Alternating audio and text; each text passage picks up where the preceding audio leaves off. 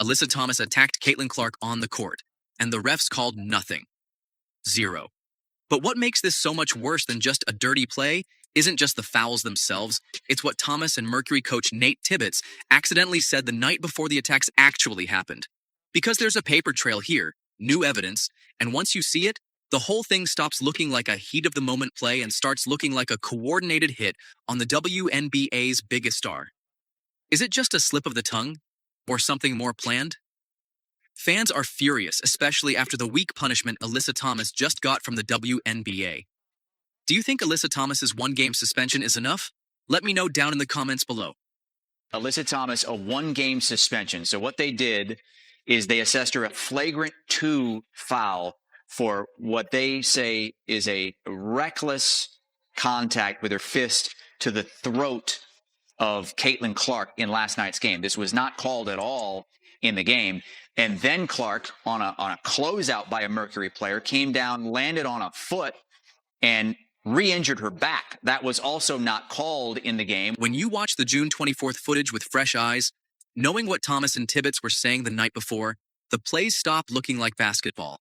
They look like a checklist getting ticked off one by one. We'll get to exactly what they said in a bit, but first let's walk through what actually happened to Clark on that court. Streak into the basket, and here's what hustle players are all about. You got 3 Phoenix players around Caitlin Clark, and yeah, it's... I mean, Caitlin to the ground, and ooh, that's a hand to the neck, and then Alyssa Thomas steps over. See, that's the kind of stuff that can incite some future trouble. It all went down in the second quarter. The ball wasn't even near Thomas and Clark when Thomas kneed Clark in the groin while Clark was on the ground. Right there, that's already a flagrant foul in any normal officiated game, but the whistle never came. Thomas then pressed her fist directly into Clark's throat and neck area while using Clark's body to push herself up off the floor. Not an accident, not a basketball play, just a fist into a throat with the ref standing right there watching the whole thing. And then Thomas tried to step over Clark, who was still on the ground, and Clark had to physically dodge out of the way to avoid getting stomped. 3 separate acts, 1 possession, no call. You're watching one of the most watched players in women's basketball history take a knee to the groin, a fist to the throat, and nearly get stepped on while she's down, and the refs just let the game keep rolling like nothing happened. No huddle, no review, no conversation between officials. The game just continued.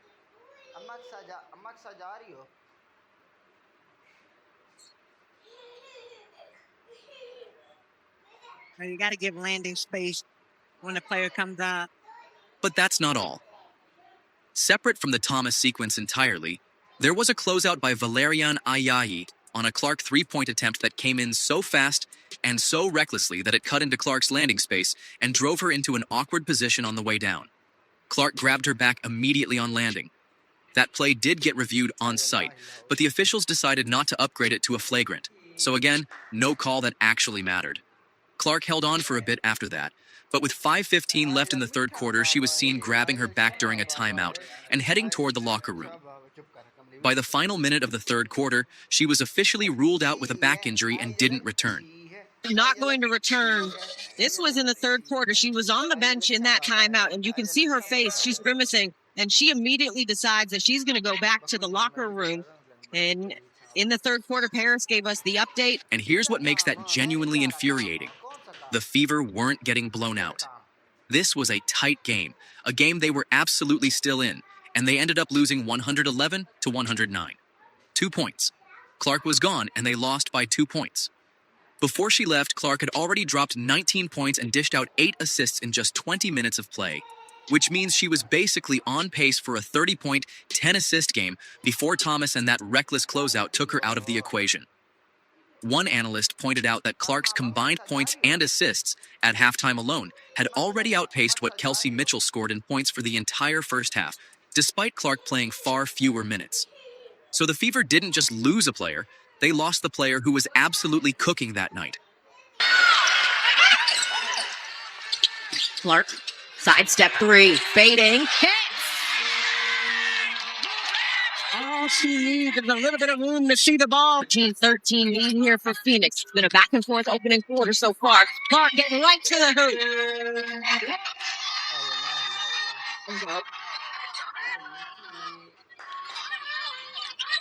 Clark. Early in the bag. Step back three. Connects again. 4 plays, no live calls on any of them. And once the WNBA actually sat down and reviewed the footage after the game, they upgraded the Thomas play to a flagrant foul too, which is the league's own way of admitting, yes, that was a flagrant foul.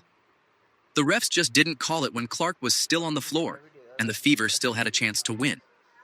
The review came too late to change the score, too late to protect Clark, and too late to matter for the outcome of that game.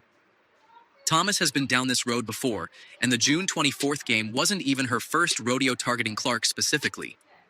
If June 24th were the only time Alyssa Thomas had done something like this, you could maybe write it off as a bad night, emotions running hot, whatever. But it's not even close to the first time, and the list of players she's hurt or targeted is long enough that bad night stopped being a believable excuse a while ago. Let's go back to 2024, when Thomas ran straight through Clark's body as a rookie, making 0 attempt to play the ball. Take another look here at the heavy contact. A little bit of a shoulder there. Not a little bit, a lot of a shoulder there for Alyssa Thomas. Yeah, they're not going to look at this. That's They might. gotten the fans here fired up.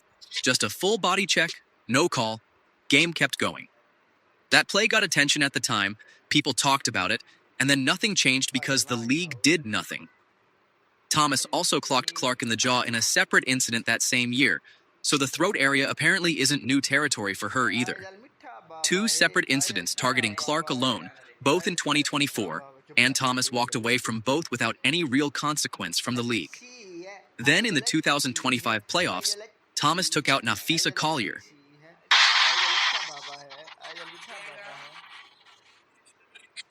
The tip was clean by Thomas. Look at that. They banged knees after. Napheesa Collier. She has 21 points, 8 rebounds, 8 assists, and Fee is being helped back to the locker room. Let's go over to Angel Gregg. Yeah, I'm watching her walk through the tunnel right now. She is clearly. Collier, one of the best players in the league, went down and as of right now is still dealing with that injury, which means it's been close to a year of recovery from a single Thomas play. No suspension came out of that one either, at least nothing that stuck or changed Thomas's behavior going forward, because here we are in 2025 still watching the same patterns play out. Angel Reese got clotheslined by Thomas in 2025. Man, that's kind of wicked right there. There's got to be an upgrade. Look at that. I mean, she's grabbing her neck. Nowhere near a basketball. Yeah, and then pulls her down. Not a hard foul, not an aggressive box out, a clothesline. And during Unrivaled, Thomas went after Cameron Brink's already broken nose, which isn't even in the same category as playing physical basketball. Brink's nose was already injured and Thomas targeted it. That's not competitive aggression. That's just going after someone's known weak spot with intent. Here's where it gets interesting. Because when you look at all of these together, the pattern isn't just that Thomas plays hard or that she's physical. It's that she consistently goes after players who are stars or already hurt, and she does it in ways that tend to fall just outside what refs are actively watching for in real time. A body check here, an elbow there.